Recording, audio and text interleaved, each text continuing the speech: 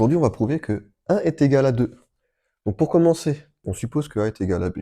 3, c'est bien égal à 3. Donc si A est égal à 3 et B est égal à 3, on peut dire qu'A est égal à B.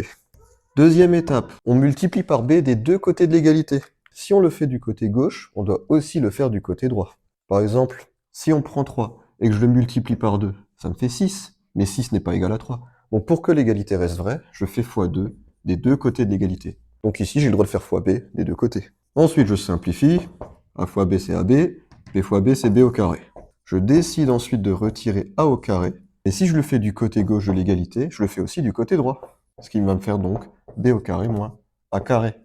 J'ai juste recopié AB, B au carré, et j'ai retiré A au carré des deux côtés. Si je retirais 2, faudrait que je retire aussi 2 à droite pour que l'égalité reste vraie. Partie difficile, maintenant on va factoriser. Ici, on peut factoriser par A, niveau quatrième. A fois B, donc A facteur de B, et A fois combien donne moins A au carré? A fois moins A.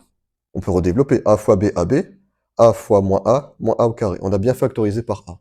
Ici, niveau troisième, on reconnaît une identité remarquable qui est de la forme B moins A, facteur de B plus A. Donc là, pas le choix, il faut savoir factoriser. Niveau quatrième, niveau troisième. Maintenant, j'aimerais bien simplifier cette écriture. On remarque qu'on a B moins A et B moins A.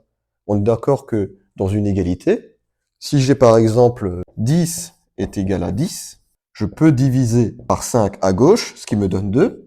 Mais si je le fais à gauche, je le fais aussi à droite. Je simplifie par le même nombre à gauche et à droite. Là, c'est pareil. On a A fois B moins A et on a B moins A fois tout ça. Donc, on peut simplifier par B moins A. Ça revient donc à diviser par B moins A. Il nous reste donc à gauche A, et à droite, il nous reste B plus A. Mais qu'est-ce qu'on savait au départ? On sait que A est égal à B. Donc B est égal à A. On peut donc écrire A plus A. J'ai remplacé B par A puisque c'est égal. Ce qui me fait donc A est égal à 2A. Mais ce A, je l'ai combien de fois? Une seule fois. Et donc là, on peut simplifier par quoi? On peut diviser par A des deux côtés de l'égalité. Il me reste donc 1 est égal à 2. Toi et moi, on est d'accord que 1 est égal à 2, c'est impossible. On a fait une bêtise quelque part, on a fait une boulette. La question de savoir où est la boulette. On a supposé que A est égal à B au départ, pas de problème. On multiplie par un nombre, que ce soit par 0, que ce soit par n'importe quel nombre, ça marchera quoi qu'il arrive. On a simplifié ici, puis là, on a retiré un nombre, que je retire 0, que je retire 3, que je retire même un nombre négatif ou un nombre à virgule, ça ne change rien. Ici, qu'est-ce qu'on a fait? On a divisé par B moins A.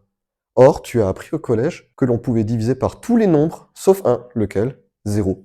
Bon, tu vois où je veux en venir? Il y a de fortes chances que B moins A soit égal à 0.